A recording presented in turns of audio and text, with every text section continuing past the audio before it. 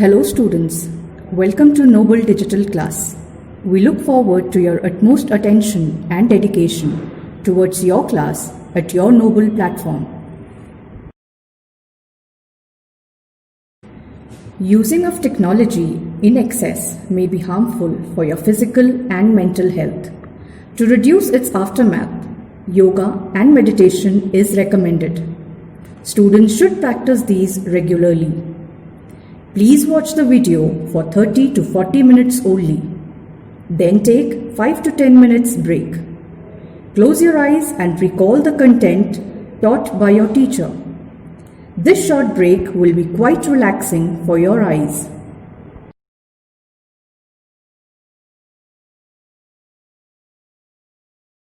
Hello students, good morning.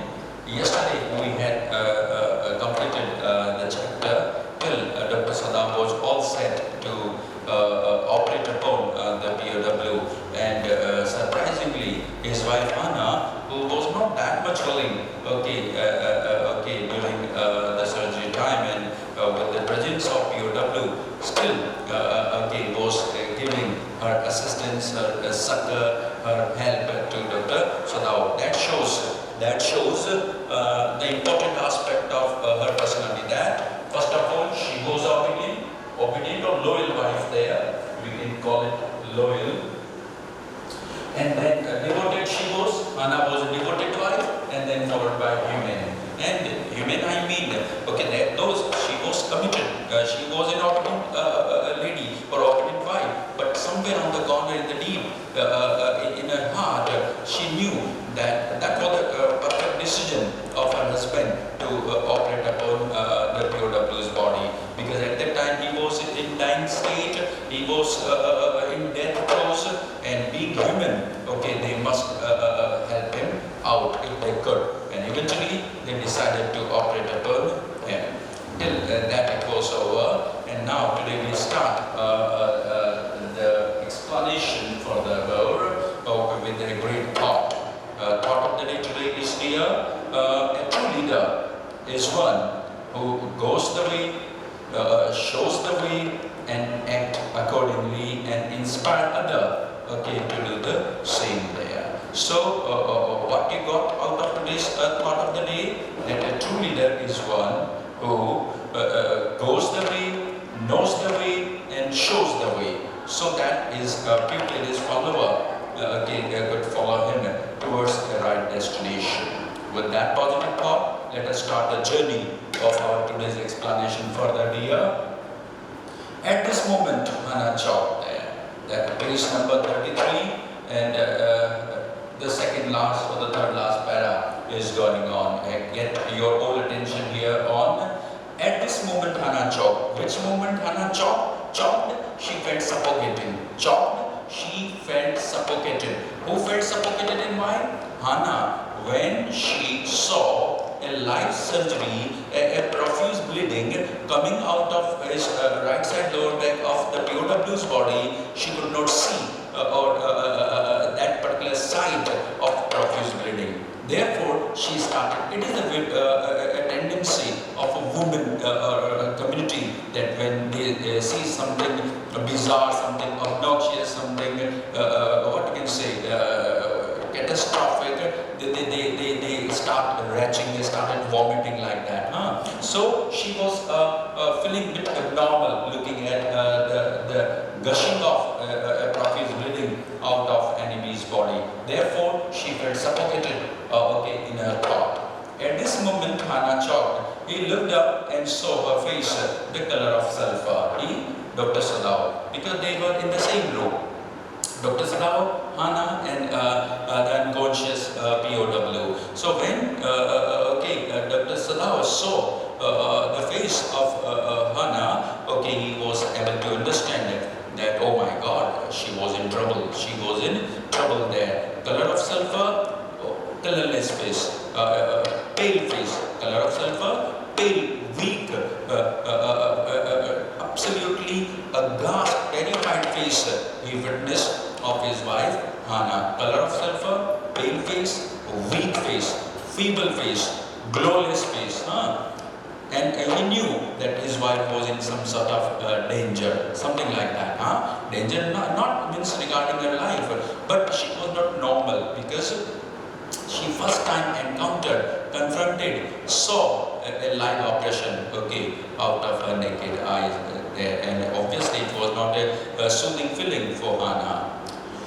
At this moment, Hannah choked, suffocated. He looked up. Dr. Salau looked up and saw her face, the color of sulfur. Obviously, she was not feeling well, and she felt suffocating there. And there was no color. There was no vivacity. There was no vivacity could be seen on the face of Hannah. Don't faint, he said sharply. Don't faint. Even he could see Dr. Salau that his wife Hannah could go faint, could go unconscious anytime. Looking at a great quantity of the blood coming out of enemy's body, Hannah was about to get faint there. So a straight suggestion or a statement came out of Dr. Sadau's side that, okay Hannah, don't faint, be cool, okay, take it easy. He said sharply, very fast, with a shrill voice, because his, what you can say, entire focus, breath and being was on the operation. But at the same time, if he looks at his wife, if he finds his wife a bit panicky, it was his moral obligation to speak a word or two to his wife. Therefore, he said such words. Don't faint, he said sharply. He didn't put down his exploring instrument. Obviously, he was not there in that particular condition, mental frame or the physical frame of mind, that he could put down his surgical component, his surgical equipment down, instrument down, and look after his wife. No, because the operation was going on in a very critical state. If Sadao had dropped his instrument at that moment, anything could have happened, okay, with enemy. Therefore, he could not drop his exploring, searching instrument. And what was being explored by the instrument of Sadao into the body of the POW? Obviously, all-important bullet, which was still there. Instrument, if I stop, the same thing is coming, which I already explained. If I stop, if he stopped now, then the man will surely die. Then the man, POW, would have died. So the condition of the POW was critical. The operation was there at that moment at a critical stage. Had he dropped, his instrument, at that moment, POW would have succumbed to death. Therefore, he didn't do it. She clapped her hands to her mouth and leaped up and ran out of the room. And when she could not resist that weird scenario of his bleeding, obviously Hannah rose from her place there. She clapped, she put her hand obviously on her mouth. She leaped, she jumped and ran out of the room there. Out of the room, obviously for vomiting. She clapped her hand outside in the garden. He heard her retching.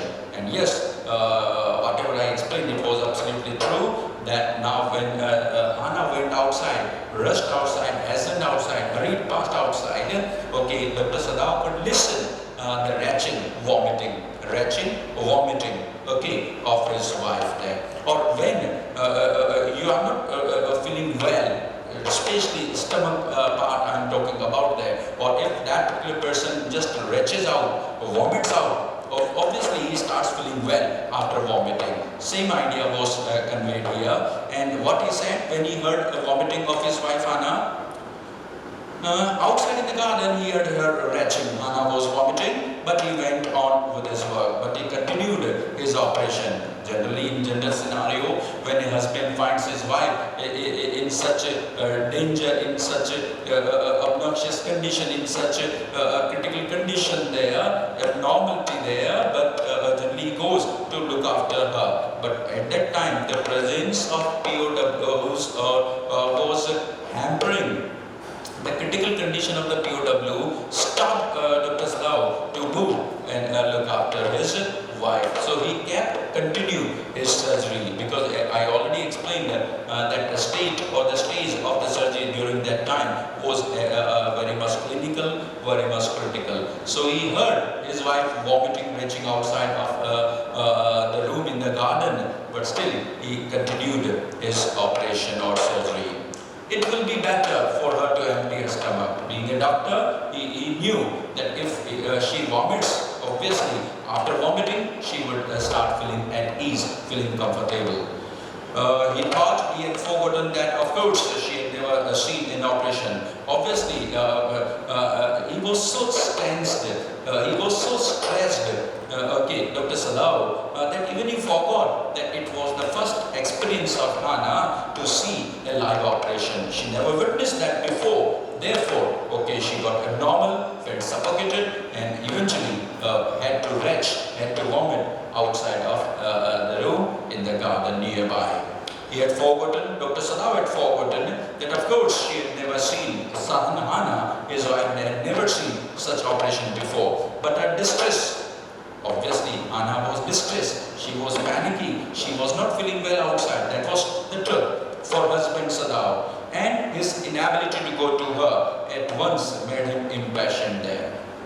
Though his physical presence was needed at that time, in all focus, faith and being he was putting on enemy's operation, but somewhere on the corner his heart was still there with his wife who was not feeling well outside of the room. So his helplessness to help his wife, the distress obviously of his wife, both of them combined together. His helplessness to help his wife and the sheer sadness of his wife Hannah combined together caused a great agony or a pain in the heart of Dr. Sadao. Therefore he got impassioned, desperate, impassioned, desperate, impassioned, desperate, and now he started moving briskly with his task there. Though operation is a task that needs a great precision and accuracy and a great diligence and devotion and dedication. You can't haste along during the course of operation there.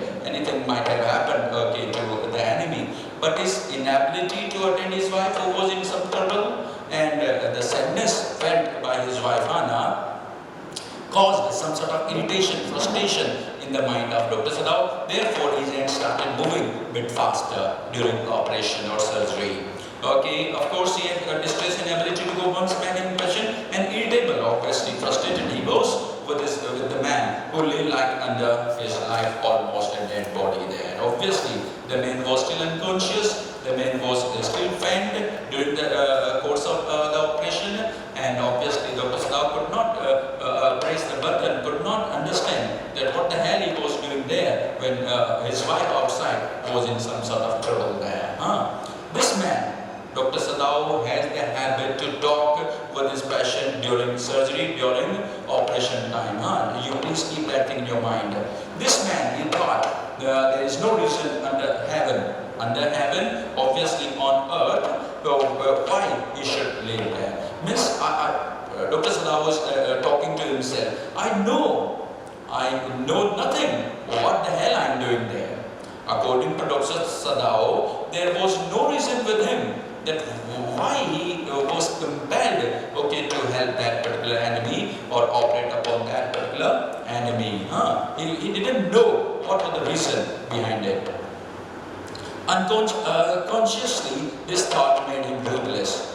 Unconsciously, he was not aware of that. Unconsciously, he was not aware of this particular thing, that why he was doing that operation or helping that enemy made him ruthless. Ruthless when there remains no sympathy, no mercy in the heart of a person.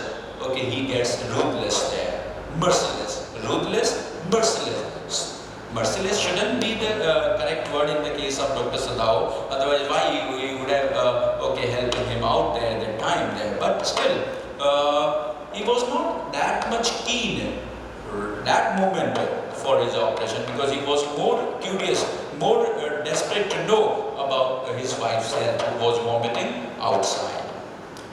And made him ruthless, and he proceeded swiftly. And now his operation took some sort of speed, because he was frustrated, he was irritated, he was a bit annoyed also regarding his helplessness towards his wife. When she was in trouble, he could not help her out.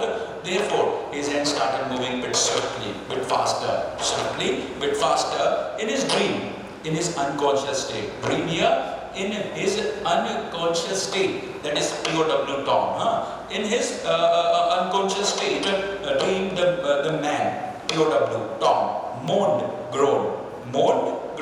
When somebody in his unconscious state starts shouting some sort of words, okay, with enormous pain, obviously pain must be there, then only the word moaned can be justified there. So, because surgery was on, and now the hands of Sadao started moving briskly, swiftly, and consequently, Tom, the POW, though unconscious, still was feeling an enormous pain. Or in that enormous pain or act, he started mourning, speaking something, groaning something out of pain. And what is pain? What is spoken? Okay, moaned, and Sadao paid no heed, no tension, except to mutter at him there. So when he heard the moaning, the groaning, the painful sound of POW who was lying under his hand like a dead body, okay, when he heard his moaning, his groaning, how Dr. Sadao reacted to it?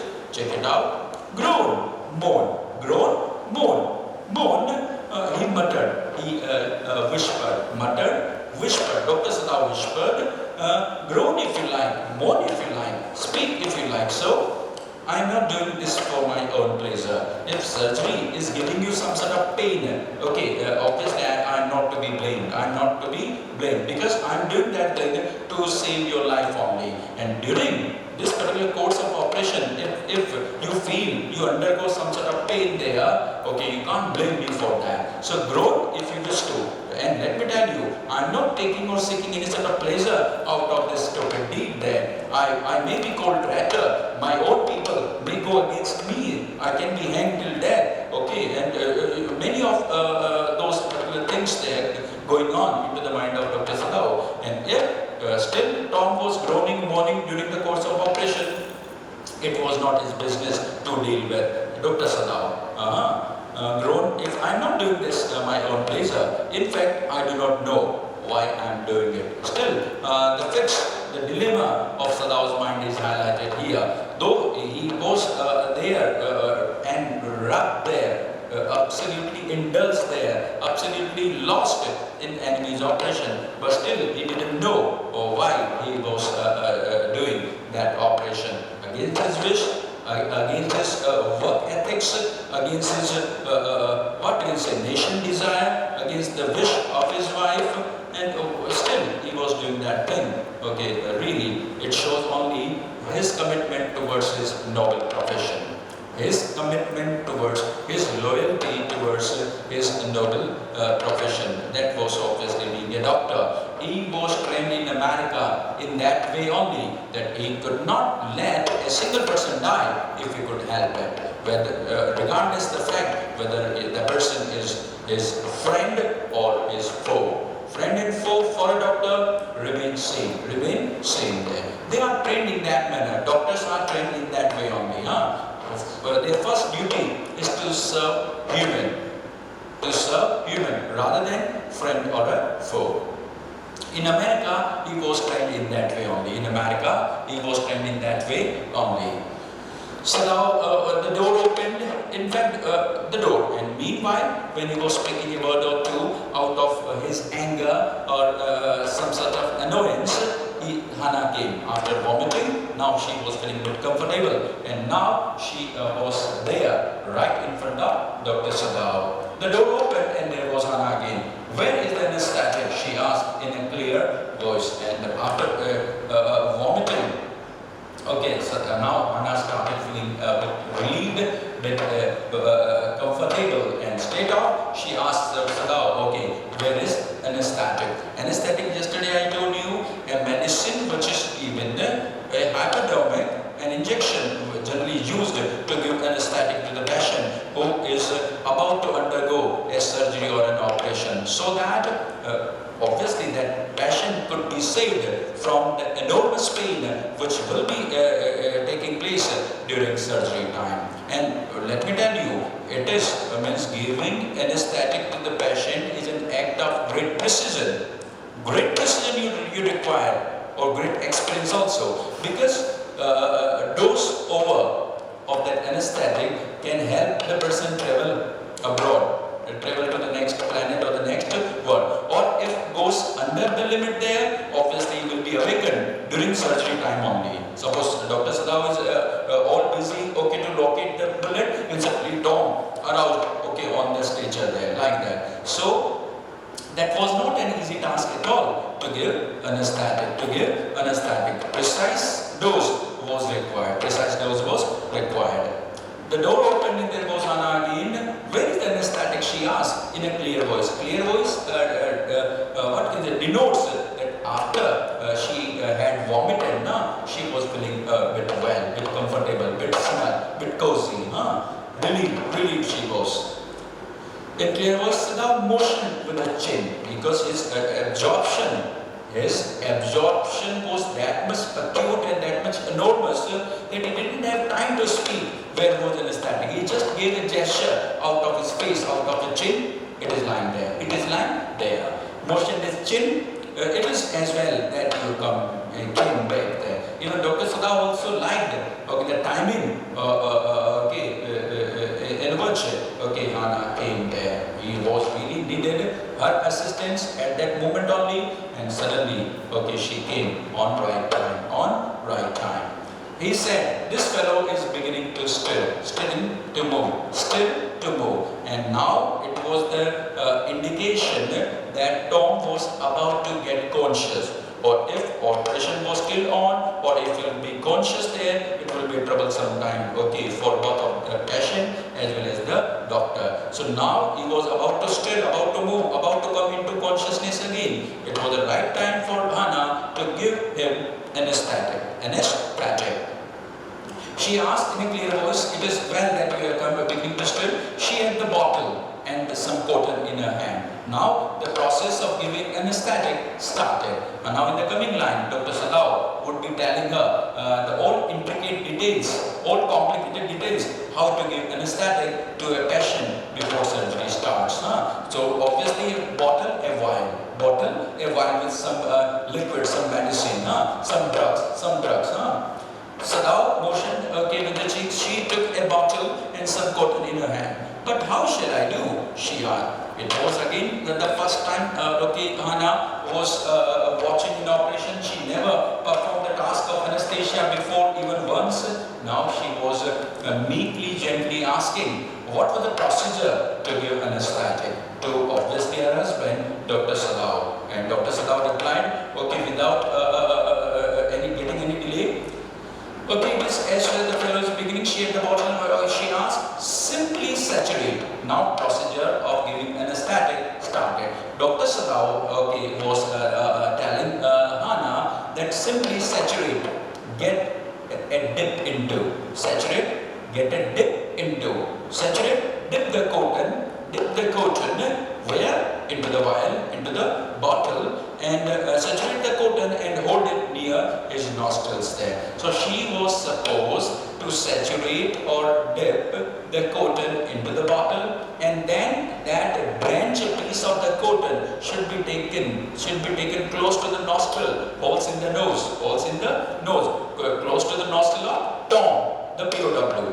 Then and without delaying, Sadao replied without delaying for one moment the intricate details of his work. When he breathes badly, move it away a little there. So now intricate detail, complicated detail, the procedure of giving anesthetic was explained in detail by Dr. Sadao to his wife, so that she could give the anesthetic to the patient successfully. And what was the procedure? That she was supposed to saturate the cotton piece into the bottle, then take it close to the nostril, or when the POW or the patient or here Tom starts breathing badly, she was supposed to remove the piece of cotton away from his nostril. And obviously it should be given with a precise dose. I already told, extra dose, overdose, life will be in or eye there.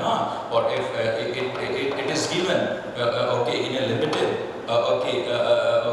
quantity, obviously the patient would be of operation only. So it was an act of a great precision and experience. Beginning to stare or in her hand, she asked, but how shall I do? Okay, that was over. She crouched close to the sleeping face of the young American. Now she bent down, crouch, stoop, crouch. Okay, they are very close to the passion, Mr. Tom. She crouched, she bent. Okay, close to the sleeping face of the young American.